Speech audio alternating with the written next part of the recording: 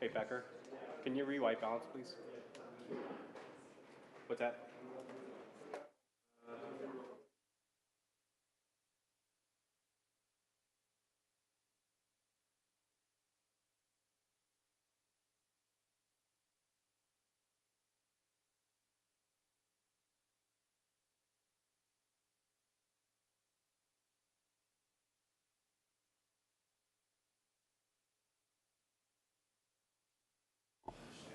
Check one, two, check one, two.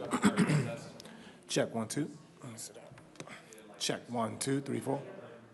I know, I'm just warming it up. It's okay.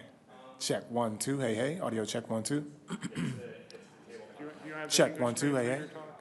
Nah, they're in the program. Check one, two, check one, two. You guys good on audio?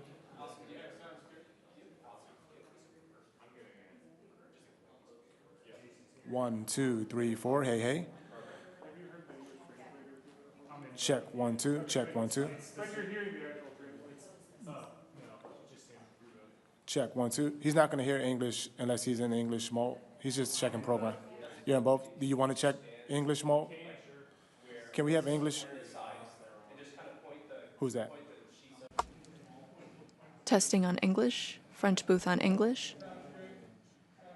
French booth testing on English. Testing, testing, 1, 2, 3. This is the English channel. Okay. Okay, thank y'all.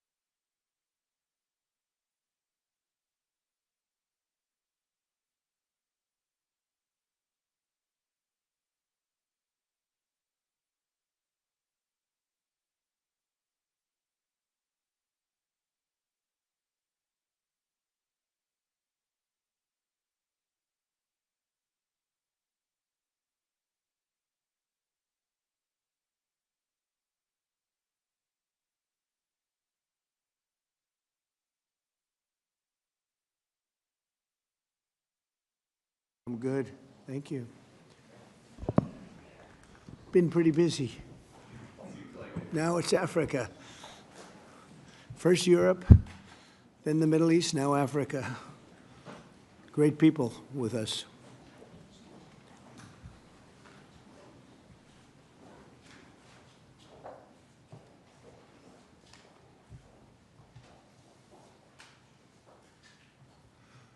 Well, thank you very much, everybody, for being with us today. And I want to thank you, all of these great leaders, for joining us as we welcome to the White House the presidents and prime ministers and various other forms of dignitary to this wonderful place. Is nothing like the White House to me.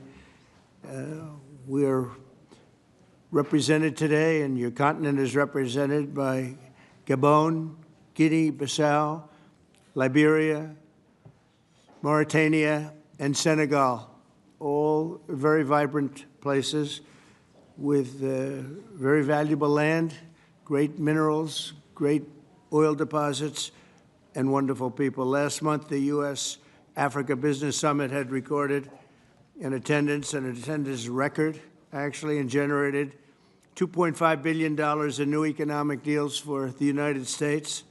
On June 27th, the foreign ministers of the Democratic Republic of the Congo and Rwanda visited the White House to sign a historic peace agreement that we worked out. They've been fighting for 30 years. 7 million are dead, and they think the number is actually quite a bit higher than that. It's been a long and vicious fight, and I just wanted to say that the countries represented were very happy that we were able to solve that problem. I think over the next couple of weeks, the leaders of both countries will come to sign the final agreement. As you know, we had foreign ministers last week, but we're going to be signing an end to the horrible 30-year war. It's been going on for a long time. I've been reading about it, hearing about it, and it was a vicious war. It was a terrible war. I want to thank our outstanding senior advisor for Africa, Masad Boulos, for helping to mediate this breakthrough. He was very much involved in that settlement. Most people thought it couldn't be done. But there's still much more to be done, and we're going to be facilitating peace also in places like Sudan, where they have a lot of problems, Libya and others. We have there's a lot of anger on your continent, and we've been able to solve a lot of it. My administration is committed to strengthening our friendships in Africa through economic development efforts that benefit both the United States and our partners. And we're shifting from AID to trade. We had AID, or aid as we sometimes call it, right to trade. And trade seems to be a foundation that I've been able to settle a lot of these disputes, like as an example, India and Pakistan. Kosovo, Serbia. I said, you guys are going to fight, we're not going to trade. And we seem to be quite successful in doing that. To that end, we have closed the USAID group to eliminate waste, fraud, and abuse, which was tremendous waste, fraud, and abuse. And we're working tirelessly to forge new economic opportunities involving both the United States and many African nations. There's great economic potential in Africa, like few other places in many ways. In the long run, this will be far more effective and sustainable and beneficial than anything else that we can be doing together. I'm eager to work with each of you on your vital issues and also to discuss security. We've encouraged our staff at the White House to work along with these nations. There's such tremendous wealth there and potential there. We encourage the countries here today to make greater investments in defense, hopefully, of course, buying our equipment, because we do make the best defense equipment. I guess we proved that about 2 weeks ago in Iran, but we make the best equipment, best military equipment anywhere in the world by far. There's nobody close. And keep pursuing the fight against terrorism, which is a big problem in Africa. Immigration will also be on the agenda, and I hope we can bring down the high rates of people overstaying visas and also make progress on the safe third country agreements. And once again, I want to thank you all for being here, and it's an honor for me. Some of you I've met, and some of you I just got to meet, and I think it would be nice if you said a few words to the press, which is right back here. Do we have a camera over here? It'd be nice if you could, oh, there it is. You could speak to the, you don't want to turn your head so much. I do it a lot. It's not pleasant. But perhaps we could start with you, please. Thank you very much. Great gentleman, by the way. Merci pour m'avoir donné la parole, Monsieur le Président. Thank you for giving me the floor, Mr. President.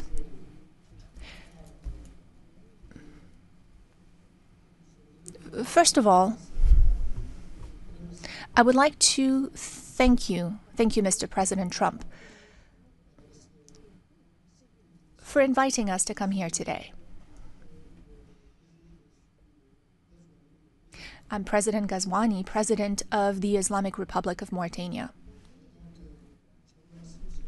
Thank you, Mr. President, for this invitation and the invitation you sent to the other colleagues present here today.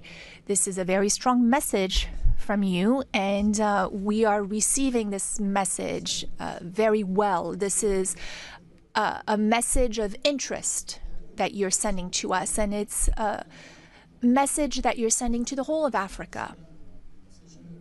All of this is generous on your part. We are receiving this, and we accept this message from you.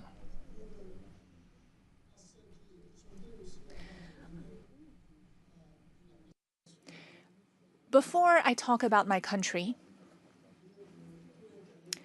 I would like to let you know that we are delighted to see President Trump's commitment to our continent. Mr. President, in the short time you've been back in office, the last few months, you came to the rescue for peace. You did it in Asia with Pakistan and India. The war sort of started, and if it had gone on, the consequences could have been a real disaster.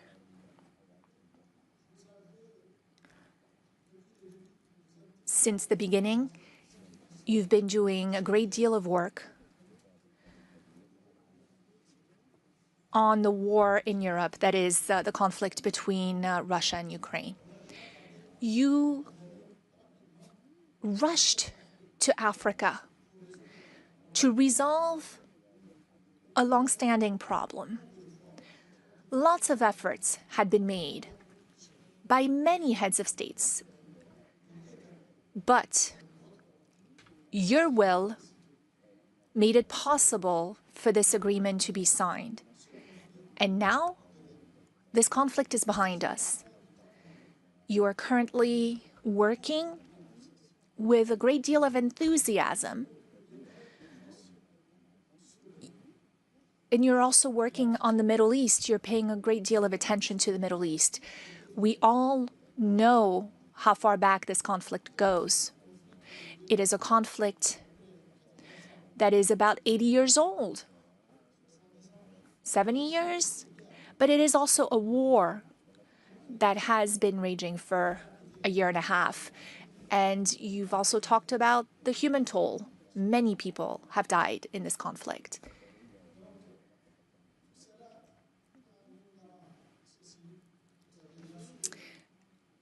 Of course, you also stopped the war between Iran and Israel. That could have been a real disaster for the region. It's a sensitive region to start with. Your work in favor of peace has been tremendous, and we are also very interested in supporting peace in the same way. When there's no peace, like you said earlier today, when there is no peace, a lot of other things are lacking. When there's no peace, it is difficult to have prosperity.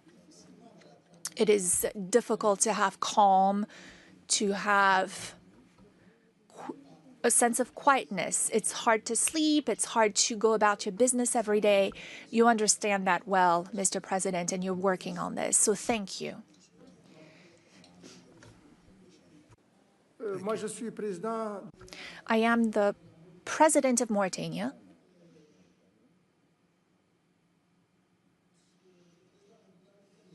Mauritania is a small country.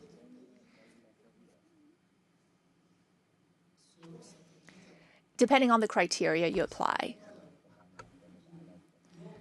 If you look at the number of people who live in Mauritania, it's a small country because we have about 5 million people in Mauritania. We might just be a little bit over 5 million. It's a small country also in the sense that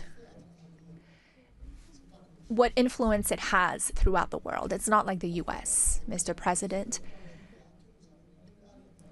Internationally, we understand that our weight, our influence is not that great, and we have no complex about this.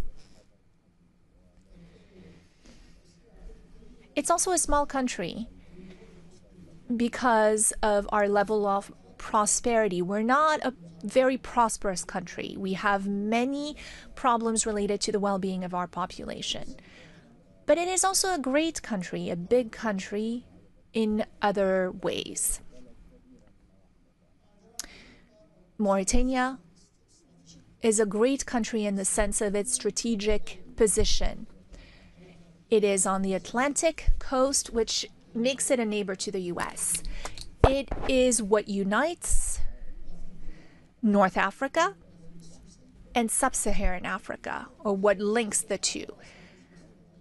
That is its strategic position, but also in terms of resources. We have a great deal of resources, many, many resources, and we have a lot of opportunities to offer in terms of investment. We have minerals, rare earths, rare minerals. We have manganese. We have uranium.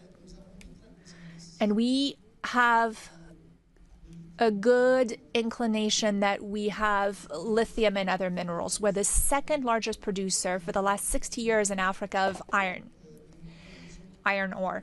We produce a lot. And we have a lot of resources in our seawaters, so lots of fishing and whatnot. I don't want to spend too much time on this.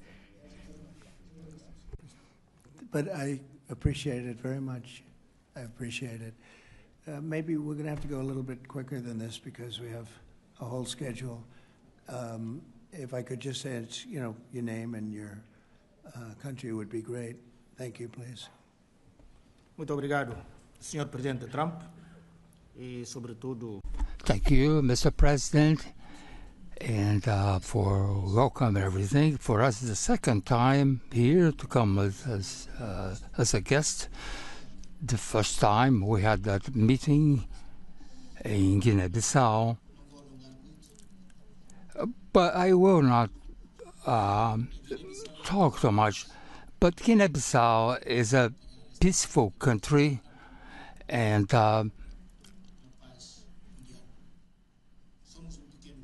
we are a small country, but we are a great state. Not a great state like the United States, but we are a great country as well. And to end, we are be following your dynamics and the war with Russia and Ukraine. And you can count on Guinea-Bissau. Thank you very much.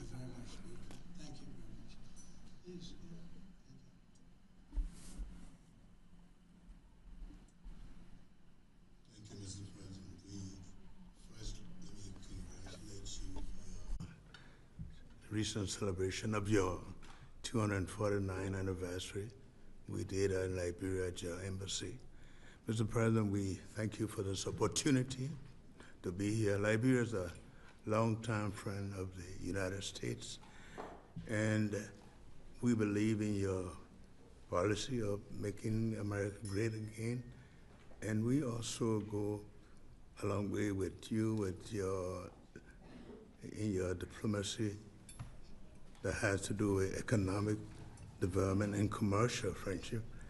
Liberia has a lot of minerals, and one of the things we ask as good friends for a long time is the opportunity to do a survey of our minerals. Mm-hmm. And also we are committed to peace, and we've been very lucky within our region. We are a country that have had a series of democratic elections, and our country had been cooling down. And also we want to encourage American involvement in the investment in Liberia. Yeah. We'd like to see that happen. We want to work with the United States in peace and security within the region, because we are committed to that. And we just want to thank you so much for this opportunity. Well, thank you, and such good English, such beautiful. Where did you learn to speak so beautifully? Where were you educated? Where? Yes, sir. In Liberia. Yes, sir. Well, that's very interesting. That's beautiful English. Sure. I have people at this table can't speak nearly as well, Very and good, sir. they come from.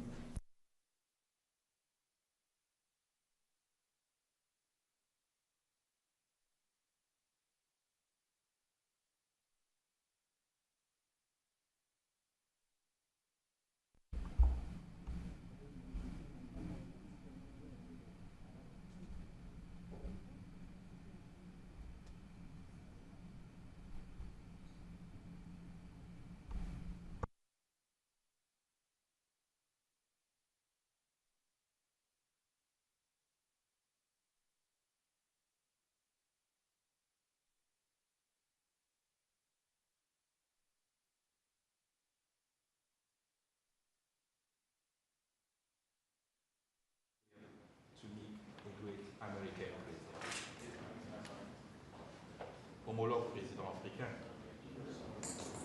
Je voudrais avant tout remercier ici officiellement No microphone for the speaker. le travail d'amitié entre nos différents pays.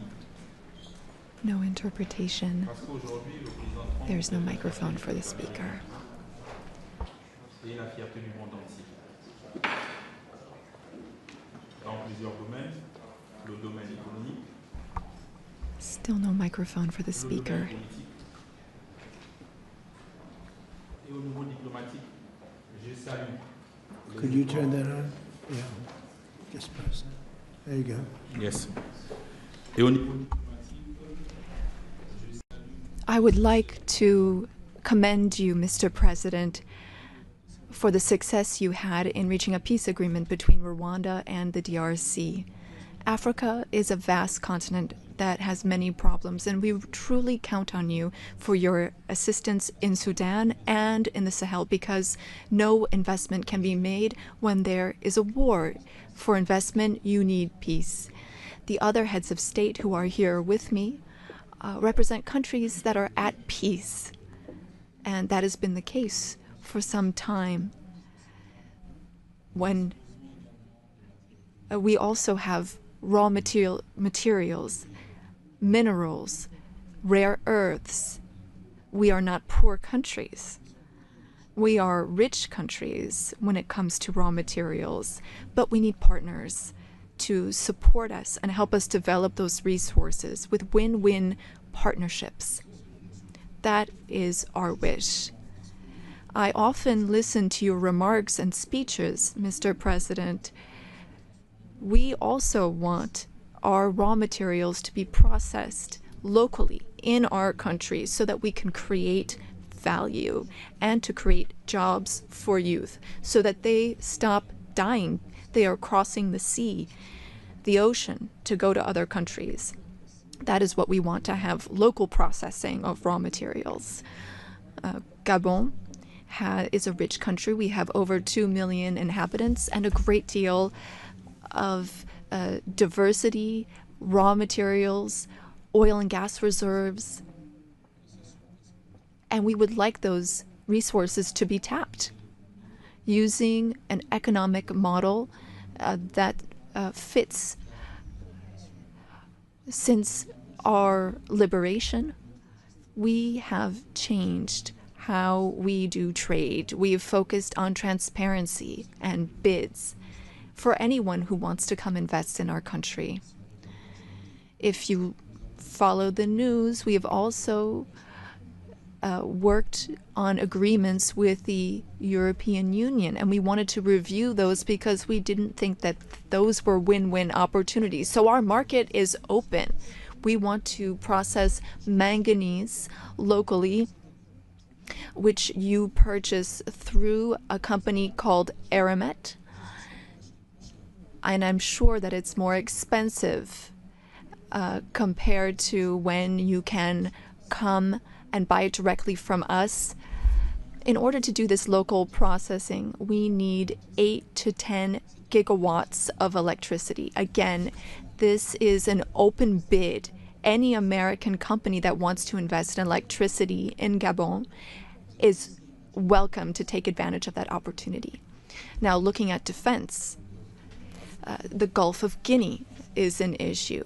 There is maritime piracy in that area, and we want to work together to stabilize it. You said you had the best equipment, the best military equipment, and that's what we'd like to have so that we can stop maritime piracy in the Gulf of Guinea. We can't do it alone. We need a reliable and strong partner that is committed and that takes real steps, real action. We also need to be pragmatic, and that's what you are. And I'm a general, and I am too. I'm pragmatic. I like it when things move quickly. Our country is free, open to one and all. You are welcome to come and invest. Otherwise, other countries might come instead of you. Thank you. Good job. Thank you very much. Appreciate it. Okay. Thank you so much, Mr. President. I would like to thank you for this invitation. It is an honor for us to be here at the White House and to have this opportunity to speak with you about the new partnership that you are putting in place with Africa, particularly for investment. I also wanted to commend you for your commitment to peace throughout the world and the incredible diplomatic success that you had with the DRC, as my colleagues mentioned. You said that this put an end to a long war that claimed many lives, and thankfully, you were here to put an end to this 30-year war. I also wanted to express that Africa supports all efforts to bring back peace to Sudan, Libya, and in the Sahel. Mr. President, as you've seen, you can only do business when there is peace and security, and you build peace everywhere in the world so that there can be better investments. The entire world is grateful to you for this. Now, with respect to my country, Senegal, I've been president for some 15, 16 months now, and I want to reassure all American investors about our country's political stability and our favorable regulatory environment, which we are continuously improving upon in order to attract more investment. I wanted to speak about two projects that I think are an exceptional opportunity. I will speak about the U.S. Ecological Survey, which can help assess the potential of the minerals in our country. And thanks to American companies, we've been able to discover oil and gas. Some 950 billion cubic meters of gas that we can tap into in order to support our economy. And again, here we were able to do this with an American company. Another project I'd like to mention, and again, I would like to invite American investors to take part in this. It's for a digital city. We identified a space within the city of Dakar. It has a view of the sea. It's on some 40 hectares, and this is a great opportunity for American tech companies to come in and make Dakar a tech city open to Africa. I was wondering what your secret was for resolving all these complex crises, and I know you are a tremendous golf player. Golf requires concentration and precision, qualities that also make for a great leader. Senegal has exceptional opportunities to offer, including in the area of tourism. So perhaps an investment could be made in a golf course in Senegal. It would just be 6 hours by flight from New York, from Miami, from Europe, or from the Gulf, and that would be an opportunity for you to show off your skills on the golf course too. Thank you for your attention, sir. Nice. It's some way to show off my skills. It's a long trip to show off my skill, but that's really nice. And he's led a very interesting life. He looks like a very young person. He's a little older than he looks, but a fantastic job. He was treated very unfairly by his government, and he prevailed. And so congratulations on that. Really, congratulations. It was a great job. And you've all done a fantastic job. And so we'll be talking to you as we have the meal. Do you want to ask any questions, please? Where's my reporter from Africa? There you are. How are you? I'm fine, thank you, Mr. President. Very famous in Africa. Okay? Thank you, thank you. Thank you. I have one question for the African presidents and one question for President Trump. As you can see, Mr. President Trump, all the African presidents are very happy with your efforts to bring peace in the Democratic Republic of the Congo. My question to you is, today you are making history by receiving 5 African presidents and showing the interest of the United States to collaborate and to work close with the African nations. African continent is watching, African youth is watching, and this new approach that your administration is taking to deal with African nations, not only based on help, but in doing business that everybody can win, is really much appreciated for all the Africans. My question is, are you planning, Mr. President, in the future to travel to Africa to see firsthand all those countries in Africa, all those potential that those countries have? And for the African leaders, my question is, as you can see, President Trump is working to bring peace not only in Africa, but also in the world. Are you all considering to nominate President Trump for a Nobel Prize Peace? That's a very nice reporter. I got to meet her 2 weeks ago when we had the Congo and Rwanda, and we had some other people up from Africa, and that was the first time. But that's a very nice, I appreciate the questions. Very nice, actually. Would you like to, at some point I would like to go to Africa, absolutely. We're going to see what the schedule is, but at some point I would like to do that very much. Would you like to give a fast answer, please? Thank you very much. Of course, we are supporting this. Microphone, please. Microphone, please. Of course, on soutient cette dynamique pour. We are in favor of this dynamic for peace. We are very committed on peace. I am the first head of state who went to Russia and who went to Ukraine, both, since the start of the war. I held the presidency of ECOWAS, and I went to see Mr. Putin. We spoke for 4 hours, and then I went to Ukraine. I spent 12 hours on a train to speak to President Zelensky. But now the weight of President Trump is something else altogether. We are with you. We are behind you to see what we can do to help bring peace back. No one wins when there's war. So you have our support so that we can bring peace back. Thank you. Thank you very much. Appreciate it. Go ahead, please. Thank you, Mr. President Trump. Thank you for your questions. A Nobel Peace Prize, while I don't see any problem with it, I think that President Trump deserves it for all the efforts that he's worked on.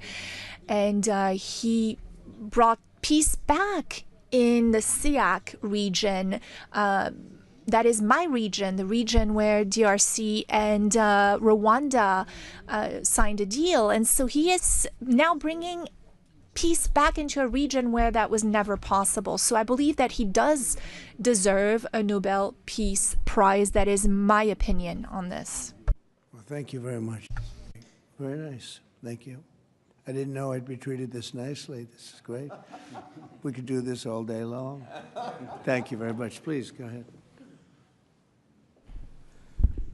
Mr. President, I believe that we have to continue to support America in the strength to be able to bring about peace in the world.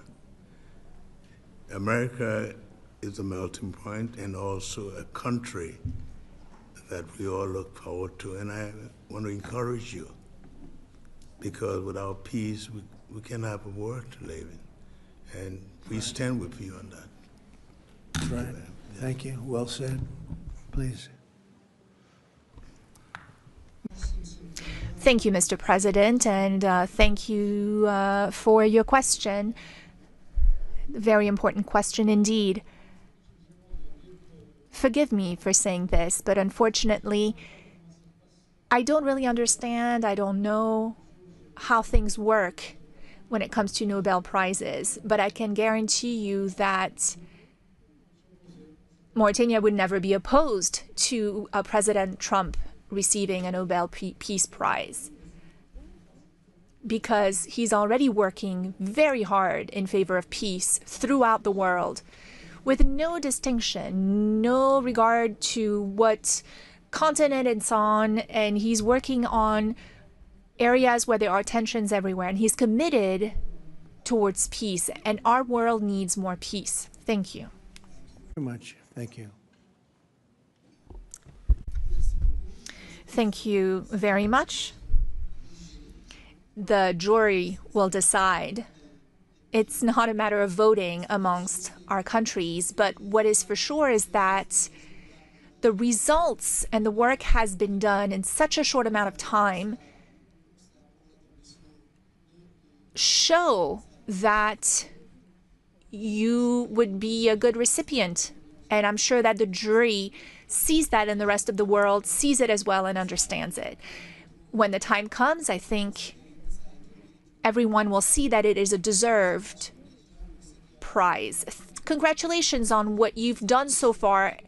If we took a poll, I think you would be very far ahead in those polls. It's very nice. All of you, thank you very much. I appreciate it. Peter? Thank you, President Trump. James Comey and John Brennan, now under criminal investigation related to the Trump-Russia probe. Do you want to see these two guys behind bars? Well, I know nothing about it other than what I read today, but I will tell you, I think they're very dishonest people. I think they're crooked as hell, and maybe they have to pay a price for that. I believe they are truly bad people and dishonest people, so whatever happens, happens. And now, a few weeks after the strikes that you ordered on the nuclear facilities in Iran, there is an Iranian official who says you, President Trump, have done something that he can no longer sunbathe in Mar-a-Lago As you lie there with your stomach to the sun, a small drone might hit you in the navel. It's very simple. Do you think that's a real threat? And when is the last time you went sunbathing anyway? It's been a long time. It's been a long time. I don't know. Maybe I was around 7 or so. I'm not too big into it. Yeah, I guess it's a threat. I'm not sure it's a threat, actually, but perhaps it is. And on one other subject, two Democratic senators now, Cory Booker and Alex Padilla, have a new bill out. They want to require CBP and ICE officers to have legible IDs, and they don't want CBP or ICE officers covering their faces. Would you ever sign that? Well, they wouldn't be saying that if they didn't hate our country, and they obviously do. I'm surprised that they would do it, knowing a little bit about them. I don't know them well, but these officers are doing a tremendous job. They're great patriots. If you expose them because of statements like have been made by Democrats and others on the left, usually, mostly, I think probably exclusively, you put them in great danger, tremendous danger. And it's sort of funny when people picket in front of Columbia, in front of Harvard, and they have masks on, more than masks. I mean, you can't see anything. Nobody complains about that. But when a patriot who works for ICE or Border Patrol puts a mask on so that they won't recognize him and his family, so they can lead a little bit of a normal life after having worked so hard and so dangerously, there's a problem with that. So they have this is the problem with the Democrats. They have a lot of bad things going on in their heads. They've really become they've lost their confidence, number one, and they've become somewhat deranged. I want to do whatever's necessary to protect our great law enforcement people, and they are right at the top of the list. And your agriculture department also announced this week that they are going to start limiting Chinese ownership of American farmland. Why do you think that the Chinese have been buying up all this farmland in our country so close to military installations? Well, I don't want to get into that. I have a very good relationship with President Xi. We're going to see, and I'm going to, they're going to be making a recommendation to me, but we have a very good relationship. As you know, they're paying a lot of tariffs to the United States now, and so I'm not going to get into that right now. Yeah, please. Yesterday, the Wall Street Journal reported that the White House was weighing whether to send another Patriot air defense system to Ukraine. Can you confirm that reporting? They would like it. They've asked for it. They're very rare indeed, because a lot of systems have been sent to Ukraine. But they would like to. I know they made the request. We're going to have to take a look at it. Very expensive system. It's a shame that we have to spend so much money on a war that would have never happened if I were president. That's a terrible, terrible war over there, and truly a shame. It's very sad. When you talk about a system like that, highly sophisticated, tremendous amount of money, and they're doing it because they want to prevent death. They're getting hit hard, very hard. So we're looking at it. Also on Russia. Yesterday, sir, as well, Ukraine was hit by over 700 drones sent by Russia last night. What's your response to that attack? Well, I've been sort of letting people know I'm not happy about what's going on. It's a war that should have never happened. It should not happen now. They're losing. Now it's up. I've been saying 5,000. Now it's up to 7,000. Think of it, 7,000 people a week on both sides. 7,000 people, young, mostly military people, young souls are dead and dying, and it should be stopped. It should be stopped. Very sad to see what's happening. Yes, please. Sir, can you explain how you calculated your latest round of tariffs? Was there a formula that was used? And do you expect any of these countries to face tariffs as well? The formula was a formula based on common sense, based on deficits, based on how we've been treated over the years, and based on raw numbers. And we're going to have a couple of more coming out today. Brazil, as an example, has been not good to us, not good at all. We're going to be releasing a Brazil number, I think, later on this afternoon or tomorrow morning. But they're based on very substantial facts and also past history. You look at the past history, we never had anybody in the White House that understood the numbers or were into it like I have. You know, we've taken in hundreds of billions of dollars in tariffs, hundreds of billions, and we haven't even started yet. And it's going to be a great thing for our country. I think it's going to be a fair thing for the world. And we really haven't had too many complaints because I'm keeping them at a very low number, very conservative, as you would say, number. And we haven't had, I'm sure they will be complaining at certain points, but we haven't had complaints. We've been treated very unfairly by both friend and foe. And friend has treated us very badly. It's not even believable that for so many years, you know, I was using tariffs in my first administration. We had the most successful financially administration that there's ever been. This is going to be much better. But we got cut short with the COVID because I didn't think it was appropriate when, you know, Italy, Spain, you saw the horror show that a lot of the countries went through. So I cut it a little bit short. But we took in hundreds of billions of dollars, and we had the most successful term ever from a president financially. But this is going to be much more successful. Yes, please. Do you expect any of the countries here to face tariffs as well? I haven't thought of it, but I don't know. Let's see, I like him, and him. No, I don't think so, not too much. He's very good. He's a friend of mine now.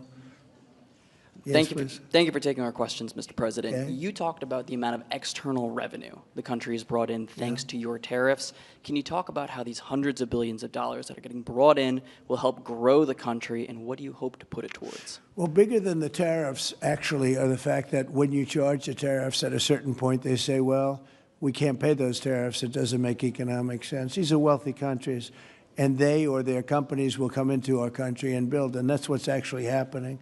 If you had a very low tariff, there'd be no incentive to do that. If you have no tariff, like we used to have, which is so stupid, it's not even believable, but then obviously they make their product, the product in their country. They have the jobs, they have the income, they have the taxes, they have everything, and they just send it into us, and it's jobs that we wouldn't get. Now the wheel is turned. And what we're doing is more important, we're taking in hundreds of billions of dollars, money that we've never seen before. But more important than that, we have a lot of people that would rather not have to pay that. So they're coming in and they're building plants. AI, we're leading everybody, including China, by a lot with AI. They're building their own plant. You heard me say yesterday, they're building their own electric generating plants to go along with the factories or plants that they're building. If they want to do that, we're getting them fast approvals, very fast turnarounds. They're using mostly natural gas to start off, but they're using coal. They have the right to use coal. They have the right to use nuclear. Nuclear's come a long way in the last 5 years. So we're getting them very fast approvals. We have factories and plants building at a level that we've never had in this country before. Yeah. And secondly, a study from the Council of Economic Advisors. You put it on Truth Social yesterday. It showed that your assessment that tariffs would slow inflation was accurate, and that the prices of imported goods since February has fallen. That your assessment was right, the critics were wrong. Why do so-called experts continually misread your economic policy, sir? Well, it's not the experts. It's the fake news and a combination of that and the Democrats. I saw an ad on television today on Fox, and it was some ad about, Trump has raised costs. It's the opposite. I actually put out a statement. I brought down costs. I brought down the cost of groceries. I brought down the cost of energy, tremendously groceries. If you remember my first week in office, the press was screaming at me about the cost of eggs. They were 4 times higher than they were just a short time ago. That was caused by Biden and stupid policies, and we got that down, and by Easter, it was normalized, and now it's actually even at a lower price. So when I see an ad like that, it's always good to respond. I feel you have to respond. It was an ad that things are more costly. No, they're much less costly. Yesterday, $1.99 a gallon. There's 2 states, 3 states were selling gasoline at $1.99. You haven't seen that for a long time. And I brought costs way down. Just about every cost. I can't think of a cost that went up, but just about every cost. So what they do is they lie. They take ads You'd almost think that the advertising station would stop it because they know it's wrong. It's such a lie. All you can do is say it's a lie and explain it. I guess I have the ability to explain it at conferences like this, so I like to take advantage of it and do it. But costs are substantially down under the Trump administration. And as you know, Biden had the highest inflation, I believe, in the history of our country. They say 48 years, but regardless, I think it was really the highest in the history of our country. And they were up to numbers that nobody ever saw before. And we have inflation now totally under control. We have a Fed chairman that, if he was doing his job properly, would lower interest rates. But we're bullying through even that. We're doing so well, it's not having that kind of an impact on us. But you want to see a rocket ship? We should have the lowest interest rates, because without us, there's nothing. And we have a strong country now, and we're taking in a lot of money. And other countries aren't even complaining. They got away with murder. They took advantage of a lot of very stupid people that sat in this seat, very stupid people, or people that didn't understand business or something was going on. But hard to believe that they got away with it for so many years. But now, and I'm treating them very fairly. Again, we have countries with tremendous deficits with us, where we have, where we essentially lose a lot of money. And we are changing that around very rapidly, and I think it's about time somebody did it. Sir, President? Yeah, please. Sir, yesterday you said that you were not sure who ordered the munitions halted to Ukraine. Have you since been able to figure that out? Well, I haven't thought about it, because we're looking at Ukraine right now and munitions, but I have not gone into it. What does it say that such a big decision could be made inside your government without you knowing? I would know. If a decision was made, I will know. I'll be the first to know. In fact, most likely I'd give the order, but I haven't done that yet. Yeah, please. Can I ask how your meeting with Netanyahu went over the last couple of days, and how realistic do you think a ceasefire is this week? Well, we're talking about Gaza for the most part. I think we have a chance this week or next week. Not definitely. There's nothing definite about war and Gaza and all of the other places that we all deal with so much, but there's a very good chance that we'll have a settlement, an agreement of some kind this week, and maybe next week if not. On Africa as well, sir. The African Growth and Opportunity Act, which has been central to many sub-Saharan countries having access to the U.S. market, that's due to expire in September. Are you hoping to extend that beyond it? Well, we'll take a look at that. Yes, please. Thank you. That's up to Congress to take a first crack at. We know that program's been in place for about 20 years, and at the end result of that, we see a lot of other countries operating in Africa. We still see a lot of tariff and non-tariff barriers in Africa. So I think any discussion about that act would also have to think about how we address those kinds of barriers. Yeah, Peter. President Trump, in Alvarado, Texas, a few days ago, 10 people wearing all black allegedly set off fireworks outside an ICE office to lure the officers out so they could ambush them, shoot at them. They had guns and vests and two-way radios. Do you think that this was an isolated incident, or do you think there's a national threat of a left-wing militia that is targeting ICE and CBP? Well, I think you have some very stupid people in the left who have some money that are making it available to these people, because you look at the guns they had, they were brand new. You look at even the clothing they were wearing, it looked like it just came out of some military shop. So you have some very stupid people that, if anything ever happened, they'd be the first to go. They don't understand that. They'd be the first to go. They'd be the first ones hit. But there is money being put behind people. When you look at the weapons they have, the newness of the weapons, rifles that just came out and they have the latest model. So there's something going on, and we'll get to the bottom of it. And what do you think the penalty should be for these people who are, if they are found guilty, for people Very who stiff. shoot at ICE officers? Very, very stiff. Very stiff. A long time in jail, a long time. And one got hit yesterday in the neck, and he fortunately is going to be okay, but he got hit yesterday in the neck. No good. And what would you think if I read you a quote from a lawmaker who says about ICE, to abolish it to treat them as criminals or anything that is inappropriate and outrageous. And I told you that that was Democrat John Fetterman. Wow. It's, by the way, I assume when you read that, because you paused in the middle, you're going to have to read that again without the pause. Could you read that again, please? To abolish it, to treat them as criminals or anything that's inappropriate and outrageous. So he's saying that to treat the people that did the shooting is... Oh, okay, good. Because the way you read it, it really was the opposite. But that's okay. That's all right. I think that's what he meant. No, the new John Fetterman is exactly what you said. He's right. He's right. And we have to protect our police officers, and we will. And we have been... if you saw the stats released by the FBI the other day, the murder rate's way down, the lowest it's been in a long time, and that took place over the last 6 months. For the last 6 months, murder, it's a hell of a subject to have to talk about, but murder is way down at almost getting to be modern-day records. So that's despite the fact that we have a lot of people that came into the country that shouldn't be here. Mr. President? Yes, please. So two questions, one on tariffs, the other on the IRS. Yeah. On tariffs, China is reportedly softening their impact on U.S. tariffs in Africa, announcing last month that they would halt charges on imports for nearly all of its African partners. Good. Does this move by China influence your thinking, your approach to tariffs on the continent? Well, we treat Africa great in many different ways, including with tariffs. But, parts of Africa charge us tremendous tariffs, as you know. And they're going to be dropping those tariffs. They've already informed me they're going to be dropping those tariffs. But we treat Africa far better than China or anybody else, anyplace else. Yeah. And on the IRS says that churches can now endorse political candidates.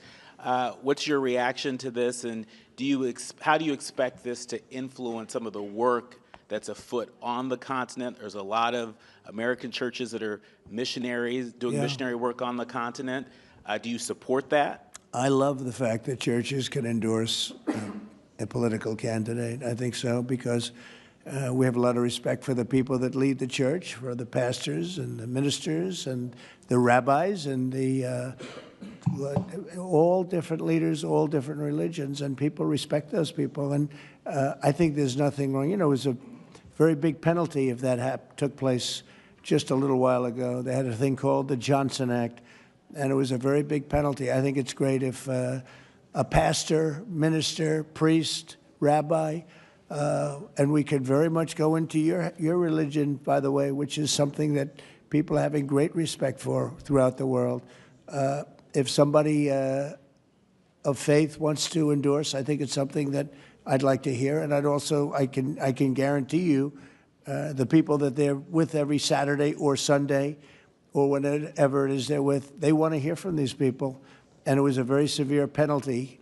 Those people were not allowed to speak up. Now they're allowed to speak up. No, I think it's terrific. Mr. President, your administration took new actions against Harvard University today. Are you still optimistic about reaching a deal with the university? Oh, yeah, I think so. Harvard's been very bad, totally anti-Semitic.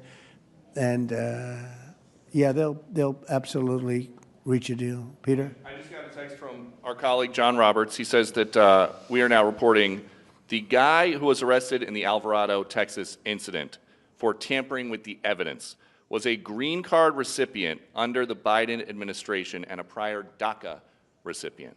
What do you think of that? It's very sad. It's very bad. A lot of them are here. We came in 21 million. I think it's higher than that, by the way, but they say 21 million people came in. Many of them are criminals.